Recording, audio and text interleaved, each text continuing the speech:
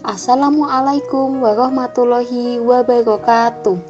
Halo Sobat KSWI semua, bertemu lagi dengan saya Nera di acara kajian pekan rutin KSWI. Gimana nih kabar teman-teman semua? Semoga kita semua diberi kesehatan, kelancaran segala urusan, dan selalu dalam lindungan Allah Subhanahu wa Ta'ala. Amin. Nah, pada pagi ini kita akan kembali bahas tentang seputar topik yang tentunya dengan sudut pandang Islam, yaitu judulnya Teman Tapi Racun. Sebelumnya jangan lupa teman-teman simak audionya sambil mencatat. Jangan lupa disiapin dulu ya buku sama alat tulisnya. Stay tune sob.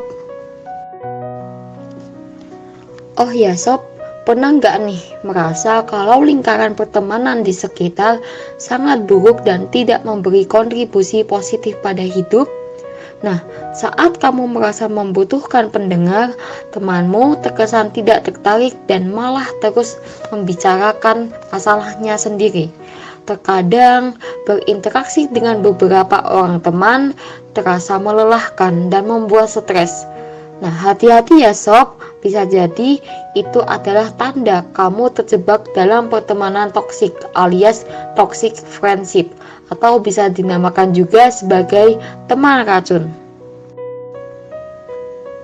Persahabatan tak selamanya indah seperti kepompong yang kemudian berubah menjadi kupu-kupu cantik.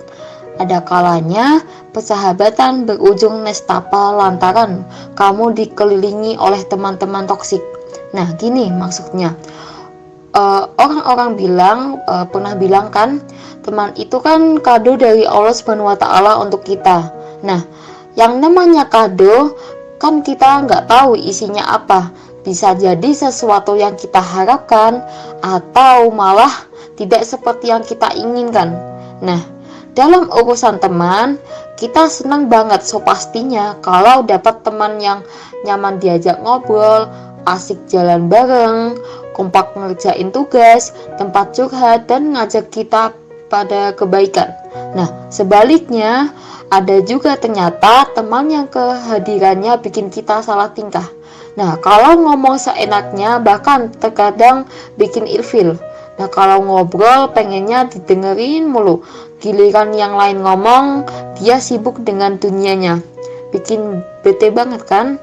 Nah, kalau terus nempel dengan teman macam ini, bisa jadi bukan kebaikan yang kita dapat, malah menjerumuskan keseharian kita pada keburukan. Toxic friend, ngeri kan? Kalau udah nemu teman kayak gini, kuy kenalan dulu definisi dari toxic friend alias teman racun.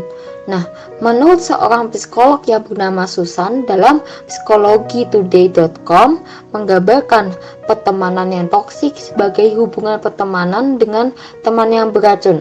Terus apa itu beracun? Nah, misalnya seringkali datang hanya ketika butuh, juga berusaha mengisolasi seseorang dari kawan-kawannya yang lain, selalu merasa iri, memfitnah orang lain demi menjaga eksklusivitas pertemanan, dan hobi berkompetisi. Nah, sejalan dengan itu, Gilliard juga menjelaskan bahwa toxic relationship dalam pertemanan dapat menimbulkan berbagai dampak negatif, seperti menyebabkan stres, berat badan berkurang, kecemasan yang berlebihan, depresi, kemarahan, dan masalah kesehatan lainnya, maka itu disebut beracun. Nah, jika teman kamu membuatmu harus merasa menyakiti orang lain, maka sudah jelas banget kamu terjebak dalam hubungan yang beracun. Nah, berarti kesimpulannya, toxic friend itu artinya situasi lingkungan pertemanan seseorang yang tidak sehat sehingga berpotensi mengganggu kesehatan psikologis. Nah, dengan adanya teman yang toksik ini mampu membuat seseorang merasa sedih, stres, meragukan diri, merasa salah digunakan, merasa tidak menjadi diri sendiri, hilang kepercayaan, sampai membuat individu selalu merasa dimanfaatkan. Nah, karena tadi sudah tahu definisinya, kita beralih kenalan yuk sama beberapa karakter toxic friend menurut psikolog yang perlu dipertimbangkan untuk dijadikan sahabat dekat. Nah, yang pertama, hanya memprioritaskan dirinya. Gak ada yang lebih penting di dunia ini selain kepentingan dirinya. Walhasil, kalau doi lagi ada keperluan, kita mesti bantuin. Tanpa tapi, tanpa nanti. Gak peduli kita lagi ngapain, pokoknya harus stop aktivitas dan segera membantunya. Kalau gak bergerak cepat, kayaknya bakal ada adu kekuatan deh. Nah, yang kedua, hanya memanfaatkan kita. Doi nongol pas lagi ada perlu bantuan. Kalau urusannya udah kelar, langsung deh hilang bagai ditelan bumi. Gak peduli lagi dengan kita yang terkadang perlu bantuannya. Ya kayak ibaratnya habis manis sepah dibuang. Nah, yang ketiga, sering memunculkan drama. Gak ada angin, gak ada badai, tiba-tiba marah-marah gak karuan. Nah, tak ada hujan rintik, mendadak suasananya melo hingga nangis bombay. Toxic friend kayak gini bikin kita salah tingkah kalau deket dengannya.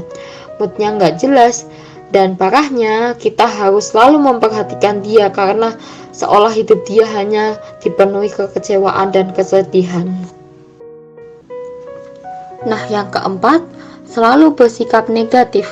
Di mata teman, apa yang kita lakukan salah melulu, gak sesuai dengan harapan dia. Nah, kalau udah gitu, bawaannya selalu mengkritik dan minim apresiasi. Sementara dirinya anti kritik dan selalu ngerasa paling benar.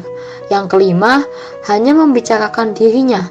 Tema obrolan toxic friend gak jauh dari dirinya, keluh kesahnya dan pencapaiannya. Ia ogah banget dengerin kesulitan yang kita alami atau sekedar menghargai pencapaian kita. Yang keenam, bersikap baik di hadapan orang lain. Kalau lagi berdua, udah kayak orang musuhan, diem-diem aja, gak akan ngomong kalau gak ditanya duluan. Tapi pas giliran lagi ngumpul, berusaha nunjukin kalau dirinya ramah, humble, dan banyak bicara. Yang ketujuh, menyuruh kita berubah sesuai keinginannya. Kalau dia salah, gak terima ditegur atau diminta memperbaiki perilakunya. Malah sebaliknya, toxic friend ini yang dominan ngerasa dirinya yang benar dan pendapat orang lain salah. Untuk itu, dia berusaha untuk mengajak temannya berubah seperti dirinya. Yang kedelapan, tukang gosip. Mulutnya kayak gatel kalau nggak ngomongin orang lain. Yang kayak gini bawa pengaruh negatif, berhawa terburuk sangka pada teman. Dan bisa jadi kalau kita lagi nggak ada, kena sasaran deh gosipnya juga. Yang kesembilan, mengadu domba.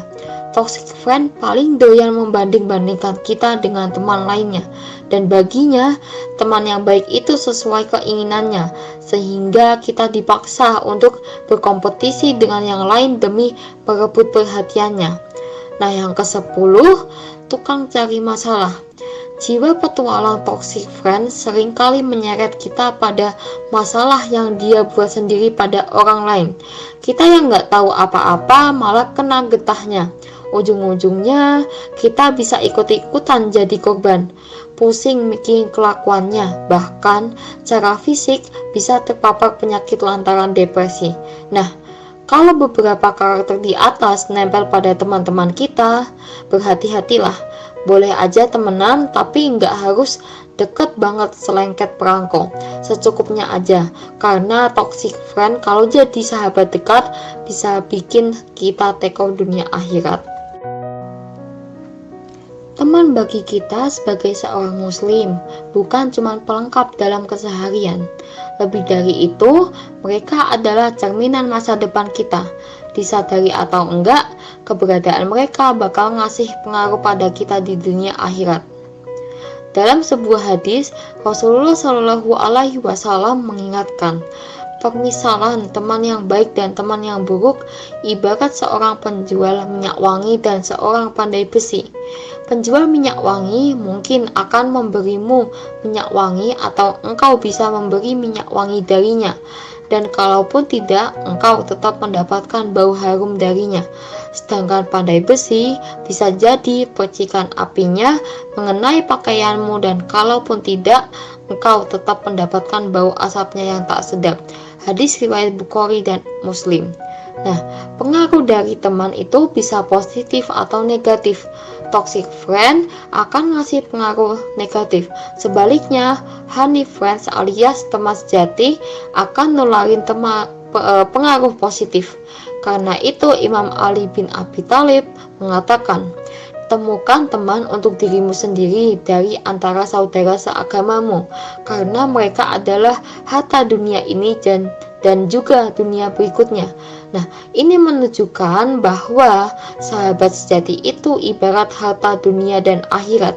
Mereka tidak akan hanya membuat kita bahagia di dunia, tetapi persahabatan berlanjut di akhirat.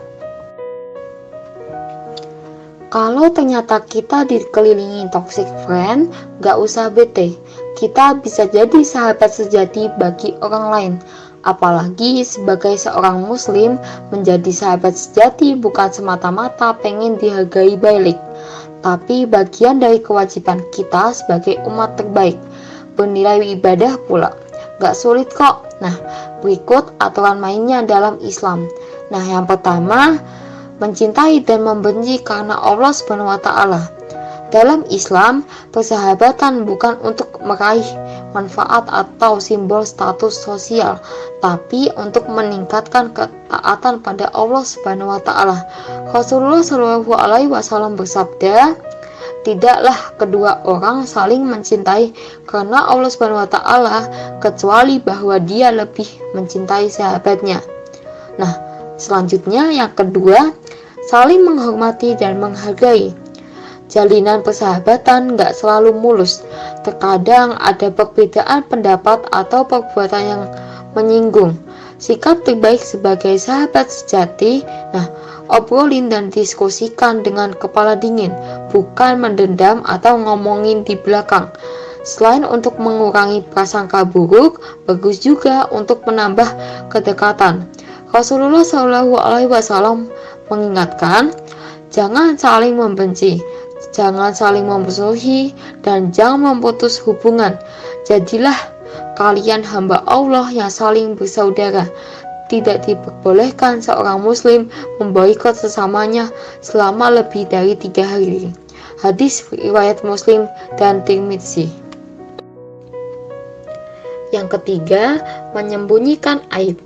Kalau kita tahu sahabat sejati berbuat gak pantas dan tercela, jangan bingung, apalagi malah ikut-ikutan dengan alasan solidaritas. Sahabat terbaik akan menjaga aib saudaranya alias gak diobral ke orang lain, dan gak lupa untuk ngingetin juga agar enggak mengulangi perbuatan tercela itu. Rasulullah Shallallahu alaihi wasallam bersabda, siapa saja yang menyembunyikan aib seorang muslim, maka Allah akan menyembunyikan aibnya di dunia dan di akhirat. Allah akan menolong seorang hamba yang gemar menolong saudaranya. Hadis riwayat Muslim. Nah, yang keempat, saling mengutamakan. Ada saatnya sahabat perlu uluran tangan kita, baik waktu, tenaga, harta, atau masukan.